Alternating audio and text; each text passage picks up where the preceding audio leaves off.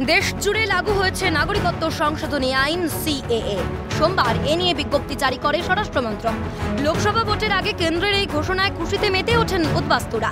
তবে সিএএ কার্যকরের তীব্র বিরোধিতা করেছেন পশ্চিমবঙ্গের মুখ্যমন্ত্রী মমতা বন্দ্যোপাধ্যায়। তার দাবি, রাজ্যে এই আইন তিনি কিছুতেই কার্যকর হতে দেবেন না। মুখ্যমন্ত্রীর এই ঘোষণায় উঠছে প্রশ্ন, দেশের সংসদে পাশ হওয়া একটি আইনের বিরোধিতা কিভাবে করতে পারেন একটি অঙ্গরাজ্যের মুখ্যমন্ত্রী? এর আগে একাধিক ইস্যুতে যুক্তরাষ্ট্রীয় কাঠামো ভাঙার অভিযোগ তুলে কেন্দ্র বিরোধিতায় সরব হতে দেখা গিয়েছিল রাজ্যের প্রশাসনিক প্রধানকে।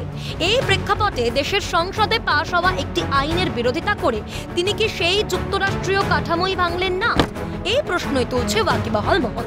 এ বিষয়ে কেন্দ্রীয় সরকারের শীর্ষ আদালতের প্যানেলভুক্ত আইনজীবী অভিজিৎ সেনগুপ্ত জানান, এটা কেন্দ্রীয় সরকারের একটি আইন এবং কোনো রাজ্য সরকারই এই আইনের বিরোধিতা করে বলতে পারে না যে এই আইন লাগু করব না, তাহলে সেটা সংবিধান বিরোধী বক্তব্য হবে। সিএএ হচ্ছে সিটিজেনশিপ অ্যামেন্ডমেন্ট অ্যাক্ট এবং এটা পুরো সেন্ট্রাল গভর্নমেন্টের একটা আইন। এটা পুরো দেশে আমাদের এটা লাগু হবে এবং হয়ে গেছে।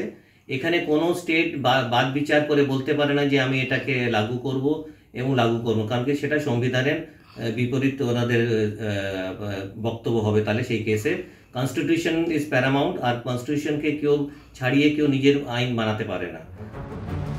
এ বিষয়ে রাজনৈতিক বিশ্লেষক রাজা গোপাল ধর চক্রবর্তী জানান, নাগরিকত্ব দেওয়ার বিষয়টি পুরোপুরি কেন্দ্রের এখতিয়ারভুক্ত, এতে রাজ্যের কোনো ভূমিকা নেই। ভারতবর্ষের যে ফেডারেল স্ট্রাকচার আছে সেখানে নাগরিকত্বের ব্যাপারটা পুরোপুরি কেন্দ্রীয় সরকারকে দেওয়া আছে, এটা একটা দিক। আচ্ছা, কেন্দ্রীয় সরকারের সম্পূর্ণ দায়িত্বের মধ্যে পড়ছে নাগরিকত্ব, এখানে রাজ্য সরকারের কোনো ভূমিকা নেই। আচ্ছা, তবে যেহেতু কেন্দ্রীয় সরকারের মানে নাগরিকত্ব ইমপ্লিমেন্ট করার ব্যাপারে কেন্দ্রীয় সরকারের যেহেতু পুলিশ বা অন্য যে সমস্ত আমলাতান্ত্রিক সিস্টেমটা দরকার, মানে প্রশাসনিক ব্যবস্থাটা দরকার, সেটা তাদের থাকে না। অনেক স্টেটে সেটা রাজ্যের হাতেই দেওয়া হয়, যেমন ইমিগ্রেশন। স্বভাবতই প্রশ্ন উঠছে যে বিষয়টি কেন্দ্রের এখতিয়ারভুক্ত হওয়া সত্ত্বেও কেন এ নিয়ে সুর চড়াচ্ছেন মুখ্যমন্ত্রী? সিএএ কারো নাগরিকত্ব কেড়ে তো নিচ্ছে না, তাহলে কেন এত গেল রব? নাকি লোকসভা ভোটের মুখে সংখ্যালঘু ভোট ব্যাংক ধরে রাখতেই সিএএ এর বিরোধিতা? ক্যালকাটা নিউজ।